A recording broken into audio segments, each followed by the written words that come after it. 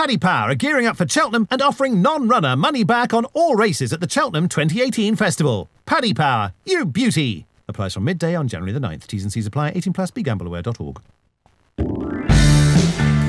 Hello and welcome to this anti-post postcast. I'm Maddie Playle. I'm joined in the studio by Ed Quigley, and we've also got Patrick Mullins from his Curragh Cafe and Rob Catterson from Paddy Power as well. Today we've got a double whammy. We're going to be covering both the Racing Post Arkle and the RSA Chase. We're going to assess the whole fields. We'll talk all things Footpad with Patrick, and then we'll have a look further down the betting at some best each way shouts. So we better get straight on in with this. Rob, first off, can we have a full roll call of the betting in the Racing Post Arkle, please? Yeah, Maddie, I think we're looking at a small field this year. We're 5-4 about Footpad. We're 11-4 about Petit Mouchoir, 11-2 St. Calvados, 7 Sco Royale. We're 10s Brain Power, 12s Invitation Only, and 16s Bar. And did I hear you say before that you've got a market without Footpad as well? We do, yeah. We're betting without Footpad. Petit Mouchoir obviously heads that market, and I suppose an awful lot of people thinking Footpad's rock solid. So if you're obviously looking for something at a big price, maybe to get into the frame, that's the market for you. Okay. Patrick, welcome back. You won't be joining us next week, so it's great to have you here. Who have you been out and about riding this morning? I was on Pleasant Company this morning, so we gave him a pop over hurdles. He's entered in a hurdle race there on Sunday in Leopardstown, and he seemed in great form, so he was well named. He's a great ride. Oh, brilliant. So we're going to talk about Footpad first off, of course. He's looked pretty flawless in his 3 starts to date, winning 2 Grade 1s. You know, is there any weakness to him, do you think? I think you used the right word. He's been flawless. You know, his debut in Navan, Daryl Jacob was, you know, he fell in love with him there, and then there's 2 runs in Leopardstown since. You know, for a novice, he hasn't made any semblance of a mistake. So he's just been very, very professional. And the very first day we schooled him, maybe in October, you know, he was the one that Willie came away that morning thinking, this is the fellow who's going to improve the most for going fencing. And, you know, he was just below top class as a hurdler, and he was 4th in champion hurdle. But I think, you know, the way he jumps fences has brought about that 6 or 7 pound of improvement that probably makes him a real Grade 1 horse over fences. And I heard, you know, your dad obviously thinks an awful lot of him. Anyone who's been anywhere near this horse is just glowing about him. But he said in future, you know, he could be a Gold Cup horse because he wasn't sure the stamina over hurdles, but at the same time he could go the Champion Chase as well. You know, we're talking about a real potential superstar here. If you're saying he could win either of those races with him potentially. Yeah, I suppose the way he jumps and travels, you know, makes sense to go for the Arkle this year. But he did stay 2.5 miles as a 4-year-old, so that opens up options for going further. But at the moment, you know, he looks ready-made for the Arkle anyway. And you know, I think of all our favourites, he's the one I'd most like to be on. You know. Okay, brilliant. And Ed, what do you reckon? Footpad, can anyone get him beat at all?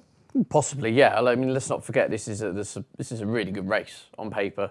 Very quickly on Footpad, I mean, he's the best jumper of a fence I've seen from any novice this season. There are other factors which, of course, could bring the others closer to it. But as Patrick said, I mean, he's looked like an old hand over fences, hasn't he? He really does meet all his fences on the stride, and it will take the old cliche, a very good one to pass him. But yeah, I've long been in the Petit Mouchoir camp, and I think at Cheltenham on better ground, with a big hill at the end of it, I wouldn't be too surprised if Petit Mouchoir, I'm not saying he's definitely going to go out there and beat Footpad, but I think he can get a lot closer to him than he showed the last time out. I think there was an element of minding Petit Mouchoir somewhat on his first stop back from injury. He can jump a lot better, and he will have to jump a lot better to get close to Footpad, but I think there are valid reasons why he will get a lot closer. But yeah, Footpad is the right favourite, and he is the one to beat. Okay, and Rob, are you going to be in trouble if Footpad comes in? Well, obviously it's the opening day, so there's an awful lot of short price favourites already on day one. Of the 4 favourites, I suppose himself and Apple's Jade look the 2 solid ones. And as the lads have said, he's been flawless over fences. He's beaten Petit Mouchoir. He's run at the festival in the past, and he seems to be a better horse over fences than he was over hurdles. He seems now just to be starting to hit his peak. So like he is 5-4. There's no doubt there's going to be bigger than 5-4 in the day because it's the opening day where all the bookies will take on each other. But he's a favourite I wouldn't like to be taken on.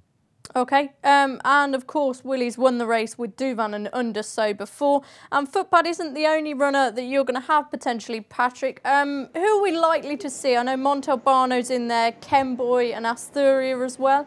Any of those that you think are likely to turn up?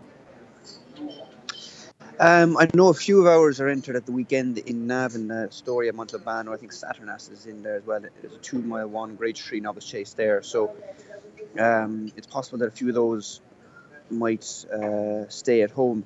It's hard to know just yet, but Footpad is our undoubted number one, and we might have one or two to back him up.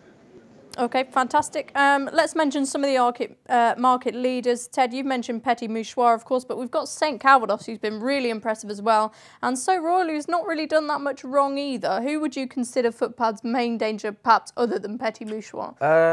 Very good question. I mean, St Calvados is another excellent jumper, but so far he's looked a little bit... Well, he has been a very effective one-trick pony, if you like. He goes out, he blasts, he jumps for fun, and he runs away with it. On very soft ground, it has to be said.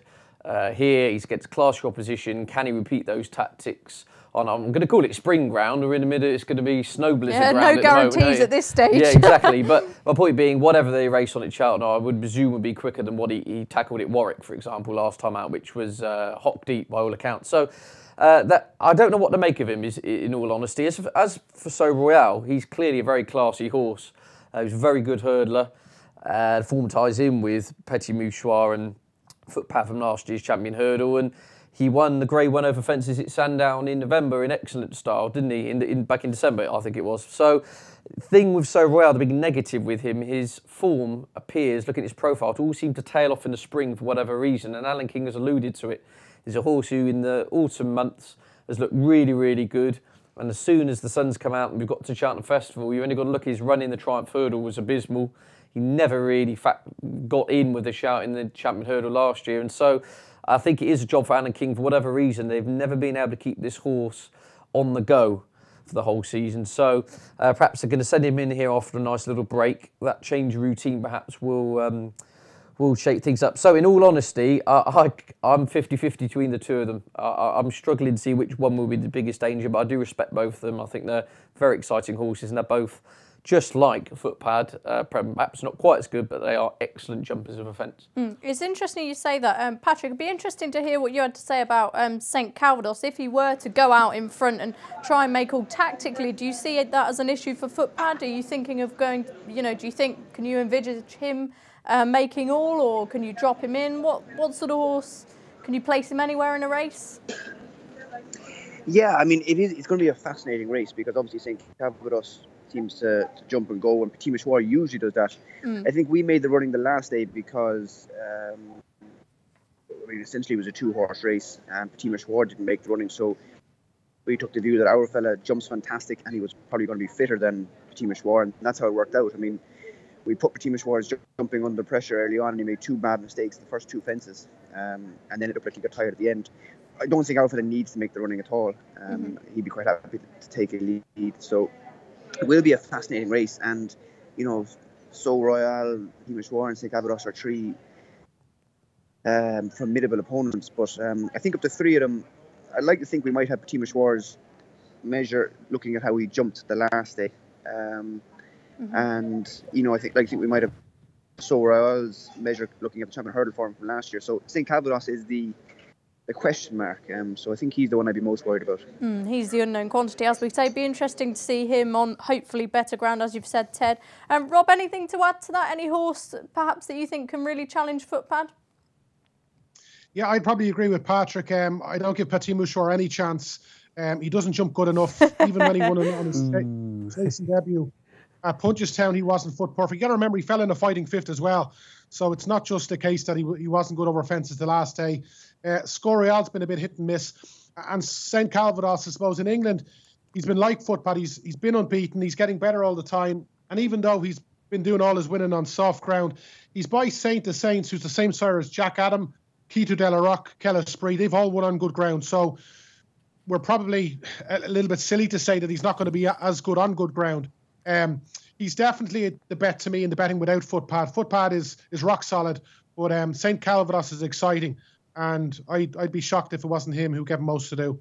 Okay, quickly, Ted, any of the massive rank outsiders that you think could spring a shock if they turned up? No, I mean, I keep getting told Brain Power has a chance, but he should be 200 to 1, shouldn't he? I think he's run twice at Cheltenham, raced the ambulance, and I think some statistic guru out there will probably correct me if I'm wrong, but he'd be the first winner of the Arkle to come in and win on the back of having not completed in his previous 2 starts going into the Cheltenham Festival. So Nicky Henderson's a genius, and you can always pull a rabbit out of a hat, but to get a horse who's run his 2 worst races of his career at Cheltenham to win in the toughest race on the back of 2 falls, not for me at 10 to 1. Add a 0 on it and I probably still wouldn't be interested.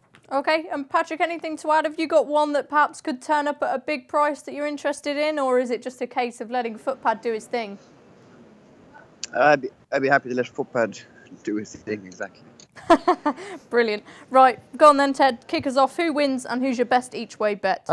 It's really boring. I think Footpad is the most likely winner, but each way prices, was he around 4 to 1, 7 to 2? I'm struggling to boot Petit Mouchoir out of the frame personally. I think the race could be set up for him. I think they might ride him a bit more patiently this time around and let St. Calvados and co go and have some fun up tops. Yeah, I'm a tentative Petit Mouchoir pick in this race. Okay, and Patrick, you've got to be delighted with Footpad, his preparation for this race. Anything to add? No, I mean, he's 100% at home. Kasim Raza, who rides him, looks after him, is delighted with him. So I think, I hope, fingers crossed, now he can go and do the business. Fantastic. And Rob, finally, who wins and the best each way bet?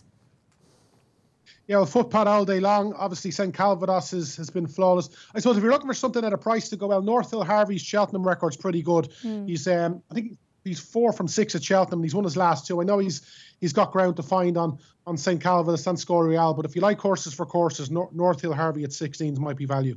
Okay, fantastic. That's the Arkle all wrapped up then. Join us after this short advert and we'll get talking about the RSA.